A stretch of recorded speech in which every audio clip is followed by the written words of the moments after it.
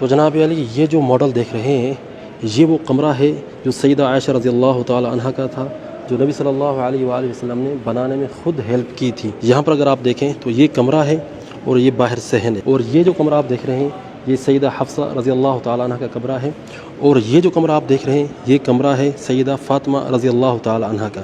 اگر آپ یہاں پر آئیں، اگر آپ دیکھیں یہاں سے تو یہاں سے آپ کو کھڑکی نظر آئے گی، کھڑکی کے اندر دیکھیں کچھ ایسے کھلا ہوا ہال ہے، یہاں سے نبی کریم صلی اللہ علیہ وآلہ وسلم آواز لگایا کرتے تھے سیدہ فاطمہ کو نماز کے لیے جگانے کے لیے۔ اگر آپ یہاں سے دیکھیں تو آپ کو چارپائی نظر آئے گی، یہ اس چارپائی کا ماڈل ہے جس کے اوپر نبی کریم صلی اللہ علیہ وآلہ وسلم آرام کیا کرتے تھے۔ اگر آپ اس طرف دیکھیں تو یہ دروازہ ہے جو مسجد نبوی کی طرف کھلا کرتا تھا، یہ جو دیوار ہے یہ مسجد نبوی کی دیوار ہے۔ اسی طرح سے اگر آپ آگے آ جائیں تو نبی صلی اللہ علیہ وآلہ وسلم کی وفات ہو چکی ہے، آپ کے وصال کے بعد جو ہے دیکھیں تو یہ کمرہ وہی ہے، وہی نقشہ ہے، لیکن اگر آپ یہاں پر دیکھیں سیدہ فاطمہ رضی اللہ تعالی عنہ کی جو کھڑکی ہے اس کے اوپر کور چڑھا دیا گیا ہے، کیونکہ نبی صلی اللہ علیہ وسلم کی وفات کے بعد جو ہے اس کھڑکی کو کور چڑھا دیا گیا، بند کر دیا گیا۔ اگر آپ یہاں پر دیکھیں سیدہ فاطمہ رضی اللہ تعالی عنہ کی جو دیوار ہے اس کو جو ہے مکمل اینٹوں کے ساتھ بند کر دیا گیا ہے، اور اسی طرح سے جو ہے کمرہ بھی جو ہے یہ سیل کر دیا گیا ہے۔ یہ سیدنا عمر بن خطاب رضی اللہ تعالی عنہ کی دور کا کمرہ ہے۔ پھر اسی طرح سے اگر آپ آئیں تو سیدہ عائشہ رضی اللہ تعالی عنہ کی بھی وفات ہو چکی ہے، اس کے بعد دیکھیں یہ جو ہے مکمل چھت بھی جو ہے نا یہ کور کر دی گئی ہے، لیکن آپ کو یہاں پر چھت جو ہے نا کمزور نظر آئے گی۔ سیدہ فاطمہ کا کمرہ ویسے بند ہو چکا ہے، تقریباً 60 سال تک جو ہے نا کمرہ اسی طرح سے رہا جس طرح سے یہ بنا ہوا ہے۔ ولید بن عبد الملک نے عمر بن عبدالعزیز رحمہ اللہ کو گورنر بنایا مدینہ منورہ کا، تو ان کے دور میں جو ہے نا نبی صلی اللہ علیہ وسلم جس حجرے کے اندر مدفون تھے سیدہ عائشہ رضی اللہ تعالیٰ عنہ کا حجرہ وہ گر چکا تھا۔ یہ دیکھیں انہوں نے دکھایا کہ کس طرح سے حجرہ گر چکا تھا، پھر انہوں نے جو ہے حجرے کی تعمیر کروائی دوبارہ۔ اگر آپ دیکھیں تو مکمل حجرہ جو ہے یہ سیل کروا دیا انہوں نے، اور اینٹیں جو ہے نا پکی لگوا دی، یہاں پر پتھر لگوا دیے، اور کمرہ بھی اوپر سے بند کر دیا۔ پھر اس کے بعد جو ہے عمر ابن عبدالعزیز رحمہ اللہ کے دور میں جب وہ گورنر تھے مدینہ کے 88 ہجری سے لے کے 91 ہجری تک، پھر صحابہ کرام نے کچھ ان کو مشورہ دیا اور تابعین نے بھی مشورہ دیا کہ نبی صلی اللہ علیہ وسلم کی جو قبر ہے نا وہ کعبہ کی طرح نہ ہو، یعنی جو کمرہ بنا ہوا ہے کعبہ کی شکل کا نہ ہو، یعنی کہ انہوں نے 5 دیواروں والا کمرہ بنوایا، اسے خماسی، یہ ماڈل دیکھیں جی، اسے کہتے ہیں خماسی کمرہ۔ نبی صلی اللہ علیہ وسلم کے حجرے کا کمرہ جو بنایا گیا سیدنا عمر ابن عبدالعزیز رحمہ اللہ کے دور میں، دیکھیں 5 دیوار، ادھر سے اگر آپ دیکھیں یہ 1 دیوار، یہ 2، یہ 3، یہ 4، یہ 5، یعنی ٹرائنگل کی طرح، اس طرح سے ٹرائنگل کی طرح انہوں نے یہ کمرہ بنوایا۔ حجرے کا یہ ڈیزائن جو ہے تقریباً 500 سال تک چلا، 500 سال تک اسی طرح سے حجرہ رہا۔ پھر اس کے بعد دور آیا 668 ہجری کا، 668 ہجری کا یہ دور آیا۔ بیبرس جو ہے نا یہ خلیفہ تھا، پتہ نہیں کیا تھا، اللہ عالم، تو اس نے جو ہے نا یہ اگر ماڈل آپ دیکھیں تو اس نے یہ بنوایا اس طرح سے، یہ دیکھیں خماسی عمر ابن عبدالعزیز رحمہ اللہ کے دور کا بنا ہوا ہے۔ اگر ایک بات آپ نوٹ کریں تو یہاں پر کوئی دروازہ نہیں، یہ جو 4 دیواری بنی ہوئی ہے 5 دیواری، یہاں پر کوئی دروازہ نہیں ہے۔ پھر اس کے بعد بیبرس نے 668 ہجری کے اندر یہ 4 دیواری بنائی باہر سے، اس طرح سے ان جالیوں والی یہ دیوار بنائی تاکہ لوگ جو ہے نا اگر وزٹ کرنے کے لیے آئیں تو اس کمرے کو نہ دیکھیں، یہاں سے دیکھیں جالیوں کے ذریعے۔ پھر دور آیا سلطان محمد قلاؤن صالحی کا، پھر اسی 4 دیواری کو جو بیبرس نے بنوائی تھی اس کو تھوڑا سا اور مزید اوپر کروایا۔ پھر اس کے بعد اس نے نئی چیز جو ایڈ کی، نبی صلی اللہ علیہ وسلم کا قبر کا جو کمرہ تھا سیدہ عائشہ کا، اس کو جو ہے نا اس نے لکڑی کا ایک گنبد بنوا دیا، ٹھیک ہے جی۔ پھر اس کے بعد ایک اگلا دور آتا ہے، یہ دور آتا ہے 881 ہجری کا۔ اگر آپ یہاں پر دیکھیں تو مسجد نبوی کے اندر جو ہے آگ لگی ہوئی ہے، آگ لگنے کی وجہ سے یہ آثار ہوئے، یہ دیکھ رہے ہیں چاروں طرف آگ لگی ہے، اور سب سے بڑا جو نقصان ہوا تھا یہ گنبد کو ہوا تھا جو لکڑی کا بنایا تھا۔ سلطان محمد قلاؤن نے جو یہ لکڑی کا جو گنبد بنوایا تھا اس کو آگ لگ چکی تھی، یہ دیکھ رہے ہیں، یہ اس طرح سے مسجد نبوی کو آگ لگی تھی، چاروں طرف لکڑیاں پوری جلی ہوئی ہیں۔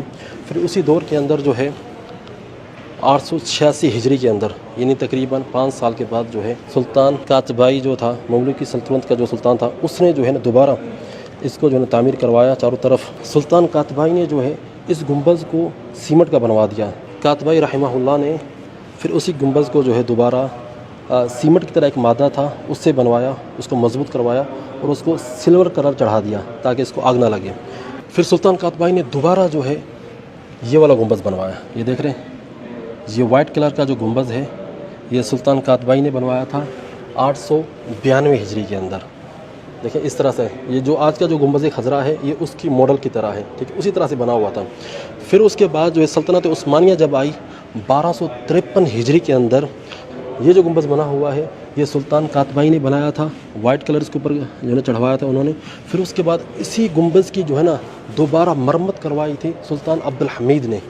یہاں پر دیکھیں تو یہاں پر آپ کو گرین کلر نظر آئے گا. پہلے جو ہے وائٹ کلر تھا، پھر اس کے بعد جو ہے گرین کلر جو ہے نا یہ سلطنت عثمانیہ کے دور کے اندر جو ہے نا اس کو کیا گیا. پھر دوبارہ اس کی جو ہے نا مرمت کی گئی، پھر اس کو گرین کلر کیا گیا جو آج تک موجود ہے. گرین کلر کے اندر جو آج گنبد خضرا موجود ہے یہ سلطنت عثمانیہ کے دور میں بنا تھا 1253 ہجری کے اندر. اچھا جی، یہ جو کمرہ آپ دیکھ رہے ہیں یہ سیدہ عائشہ رضی اللہ تعالی عنہا کے کمرے کا یہ ماڈل ہے. اس طرح سے کمرہ ہوا کرتا تھا. اور یہ جو سریر ہے، یہ جو بیڈ ہے، یہ وہ مقام ہے جہاں پر نبی کریم صلی اللہ علیہ وآلہ وسلم آرام فرمایا کرتے تھے. آپ صلی اللہ علیہ وسلم کی وفات جو ہے اسی بیڈ والی جگہ پر ہوئی. تو یہاں پر قبر کھودی گئی اور اسی مقام پر جو ہے نبی کریم صلی اللہ علیہ وآلہ وسلم کا جو جنازہ وغیرہ جو تیار کیا گیا. اور آپ صلی اللہ علیہ وآلہ وسلم کا جو جنازہ ہے وہ جس طرح سے عام جنازے ہوتے ہیں اس طرح سے نہیں ہوا.